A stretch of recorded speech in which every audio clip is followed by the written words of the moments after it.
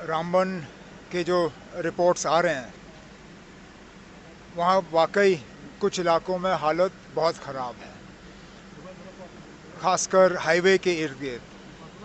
कल मैंने मौके पे डिप्टी सीएम साहब को भेजा था।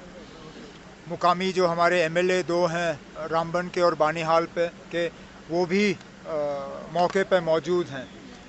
कोशिश की जा रही है कि फौरी तौर जो है एक तो हाईवे को हम रिस्टोर करें।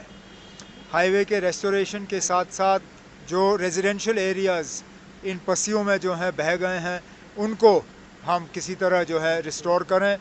रिलीफ जो है उसका इंतज़ाम किया जा रहा है और मरकज़ से बात की जा रही है कि नेशनल डिज़ास्टर फोर्स जो है उनको भी वहाँ पे मौके पे भेजा गया है। प्राइम मिनिस्टर्स रिलीफ फ़ंड और बाकी रिलीफ फंड्स को भी टैप किया जाएगा ताकि जहाँ जहाँ नुकसान हुआ है उस नुकसान का मुआवजा जो है लोगों को मिले। उमर साहब, कोर्ट से बढ़कर कोई चीज़ नहीं, सब एहतराम करते हैं। उसी एहतराम को मद्देनजर रखते हुए आपकी गवर्नमेंट ने जो वक्त है सुप्रीम कोर्ट तक ले गया। गवर्नमेंट ने नहीं ना, पार्टियों ने लिया है, नेशनल कॉन्फ्रेंस पार्टी ने लिया है। अनफॉर्चुनेटली जो झारखंड के एमपी दुबे साहब ने जो स्टेटमेंट दिया, अगर सुप्रीम कोर्ट सब करेगी तो पार्लियामेंट किस लिए है? और अना देखिए, उसके बाद बीजेपी के प्रेसिडेंट ने कहा ये इसका इंडिविजुअल बयान है, हम अब जब बीजेपी के प्रेसिडेंट ने अपने एमपी के बारे में कहा है तो उसके बाद और टिप्पणी करने की ज़रूरत क्या है? हर किसी का अपना रोल होता है। सुप्रीम कोर्ट को ये इख्तियारात दिए गए हैं कि वो मरकज़ का कुछ किया हुआ या किसी भी गवर्नमेंट का कुछ किया हुआ जो है उसको रिव्यू करें। क्या 370 के मामले में हम सुप्रीम कोर्ट नहीं गए? 370 ने पार्लियामेंट के काम को वहाँ रिव्यू किया।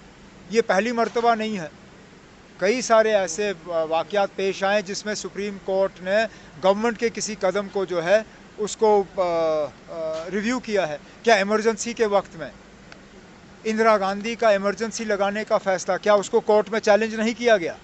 किया गया है। तो आज अगर कोई सुप्रीम कोर्ट जाए उसको जो है सियासी रंग नहीं दिया जाना चाहिए। कोर्ट की अपनी जुरिस्डिक्शन है, लेजिस्लेचर की अपनी जुरिस्डिक्शन। शायद इसीलिए पीडीपी ने कहा कि नेशनल कॉन्फ्रेंस कमजोर पड़ गई, इसमें हम किस में कमज़ोर पड़े? कोर्ट ने ले लिया, रेजोल्यूशन नहीं देगी ना। असेंबली में बात हुई जितना हम कर सकते थे, उसके बाद हम कोर्ट गए। कोर्ट से हमने थोड़ी बहुत अभी फ़िलहाल राहत हासिल की।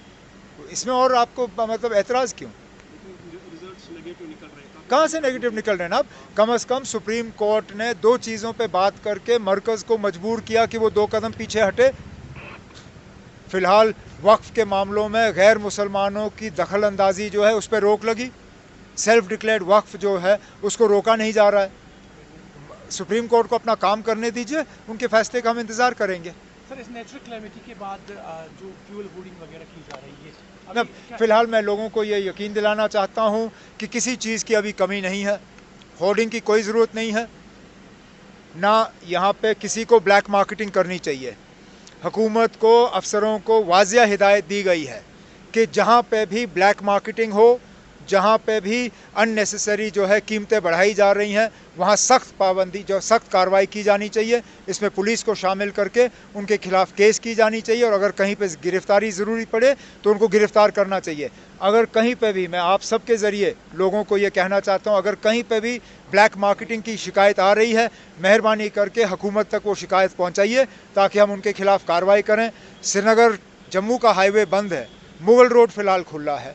मुगल रोड के ज़रिए अगर ज़रूरत पड़े तो हम सामान ला सकते हैं, लेकिन आज भी हमें उम्मीद है कि 1-2 दिन के अंदर अंदर कम से कम 1 वे ट्रैफिक के लिए हम हाईवे रिस्टोर कर लेंगे। मैं अभी आप लोगों से बात करने के बाद मौके पे खुद रामबन जा रहा हूँ, वहाँ पे हालात का जायज़ा लेने के लिए, अफसरों के साथ मीटिंग करने के लिए, और जो भी वहाँ पे हमें हिदायत देनी होगी हम दे देंगे।